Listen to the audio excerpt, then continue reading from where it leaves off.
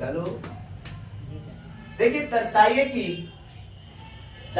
कि एक रेखाखंड पर एक दिए गए बिंदु से जो उस रेखा पर स्थित नहीं है, जितने रेखाखंड खींचे जा सकते हैं उनमें लंब रेखाखंड सबसे छोटा होता है।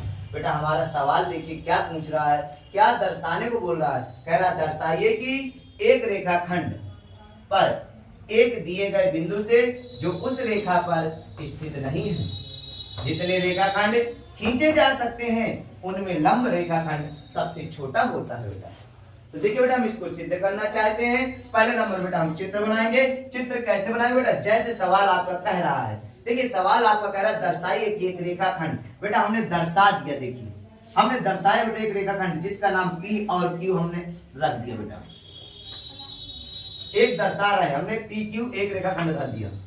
फिर कह रहा बेटा बिंदु से जो उस रेखा पर स्थित नहीं है, मतलब जो भी इस पे लंब डालेंगे वो बिंदु इन सभी में टकराएंगे नहीं। बेटा इससे कोई मतलब नहीं है।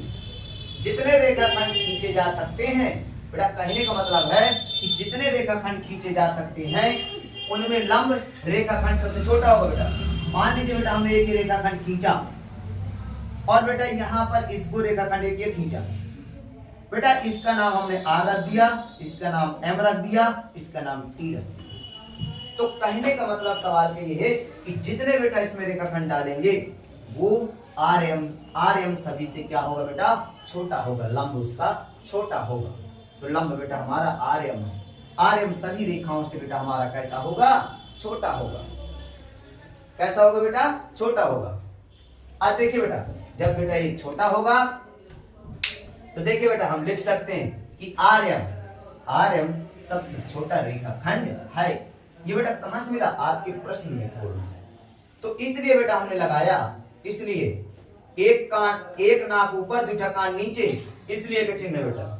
इसलिए बेटा RM ग्रेटर देन RT। तो बेटा दिए क्या है हमारे सवाल पे, हमारे सवाल में दे रखा है बेटा कि RM बेटा किस पे लंब है, किस पे बेटा, रेखाखंड है PQ पर बेटा लंब है, तथा T एक अन्य बिंदु है। जो बेटा ये T है ना, ये एक अन्य बिंदु है। तो बेटा हम सिद्ध कर सकते हैं। तो बेटा देखिए उपपत्ति में हम लिखेंगे, बेटा आप समझ लीजिए ये कोण 90 अंश का बना रहा है। बेटा इसको कोण 1 मान लिया, ये पूरा कोण बेटा 2 माना, ये कोण बेटा 3 मान लिया। ये बेटा 1 है, ये 2 है, ये बेटा 3। तीनों कोणों को एक साथ जोड़ रहे हैं बेटा। कोण 1 प्लस कोण 2 प्लस कोण 3 बराबर 180।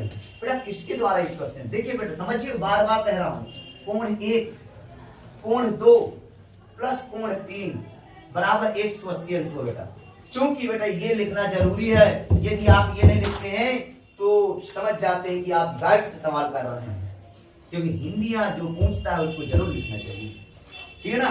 तो बेटा लिखेंगे चूंकि त्रिभुज के कोण योग, मतलब ये त्रिभुज, तीनों त्रिभुजों का योग जो होता है कितने अंश होता है बेटा, 180 अंश। बेटा मालूम कोण 2 बराबर हमारे पास 90 अंश, 90 रख दिया। बेटा 90 को उधर ले जाए तो माइनस हो जाएगा, तो बचे 180 माइनस चलेगा बेटा, 180 माइनस घटा दिया बेटा, बचा कितना है 90। तो लिख सकते हैं बेटा कोण 1 लेस देन 90, मतलब कोण 1 और 90 का मान किसका है, कोण 2 का। तो बेटा लिख देंगे कोण 2। तो लिख सकते हैं बेटा, इसलिए लिखा क्योंकि कोण 2 बराबर 90 होता है।